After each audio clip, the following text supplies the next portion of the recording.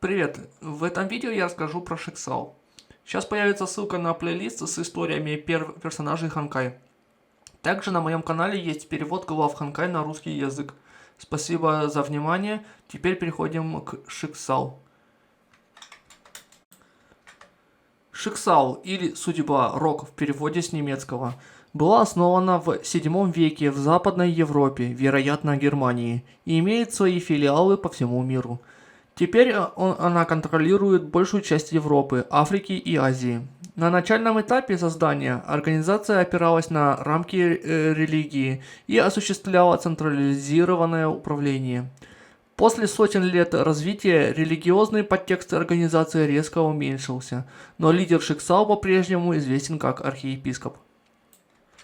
Первоначально организация исследовала, собирала и анализировала артефакты реликвий, используя остатки предыдущей цивилизации, которая была ранее уничтожена, и использовала их для противодействия Ханкай.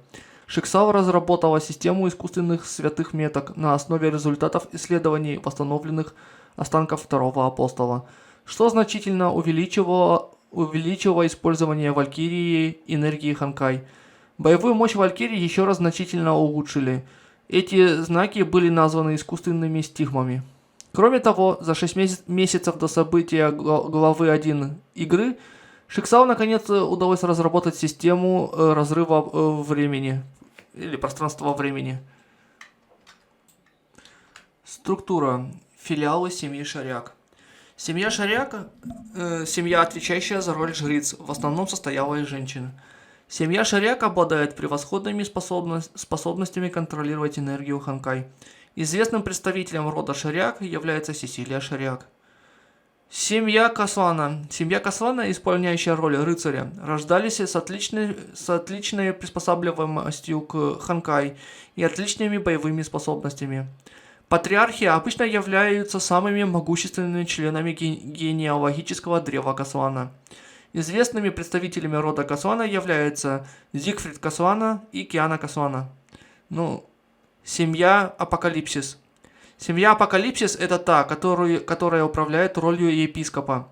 Только родословный Апокалипсис может управлять организацией Шиксал, но не имеет силы и способностей для борьбы с Ханкай, в отличие от других семей. Известным представителем линии Апокалипсис является Отто Апокалипсис. Система Валькирии. Первоначально Валькирии были организованы самыми могущественными бойцами Шиксал на передовой в битве против Ханкай, ответственными за уничтожение или захват зомби, уничтожение зверей и другие миссии. Всякий раз, когда происходит реакция Ханкай, высвобождается большое количество энергии Ханкай, и обычные люди быстро попадают под воздействие энергии Ханкай и становятся зомби. Однако некоторые люди обладают определенной степенью сопротивления и поэтому могут сражаться с Ханкай. Поскольку женщины гораздо лучше адаптируются к дезинтеграции энергии Ханкай, чем мужчины, эти бойцы преимущественно девушки-подростки, называемые Валькирии. Кален Каслана – одна из лучших представителей ранних Валькирий. Валькирии были классифицированы по рангам S-ранг, A-ранг и B-ранг. Самые отличные бойцы среди остальных, но их можно найти крайне редко. Сесилия Шаряк, Риана Бригантия, Дюрандал, Рита Розвайс и Венди являются одними из лучших примеров Валькирий ранга от S до B. Филиалы Шиксал. Филиал в Северной Америке. Предшественником антиэтропии было североамериканское отделение Шиксал. Позже, в ноябре 1955 года, старшие научные сотрудники североамериканского отделения отошли от Шиксал, и была создана антиэтропия. Однако после Второй войны Ханкай в 2000 году антиэтропия разорвала связь с Шиксал, после того, как узнала, что Ода продолжал войну только ради возрождения своей подруги детства, и стали отдельной организацией. Дальневосточный филиал. Дальневосточный филиал – особый филиал, которую Отто согласился отдать Терезе после окончания Второй войны Ханкай.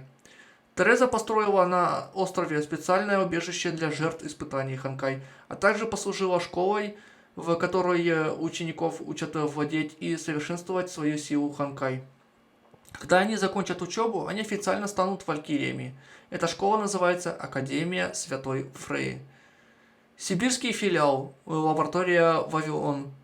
Представленная в версии 1.6 лаборатория Вавилон расположена в Сибири с очень огромным снежным полем.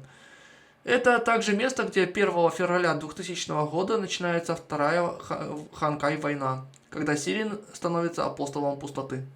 Штаб-квартира Шиксал. Представлена в версии 2.3, она имеет командный зал, аэропорт, внешний аэропорт и промышленный центр.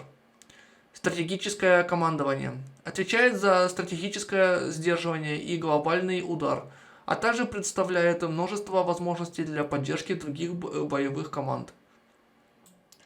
Филиал в Северной Африке. Вимур лаборатория.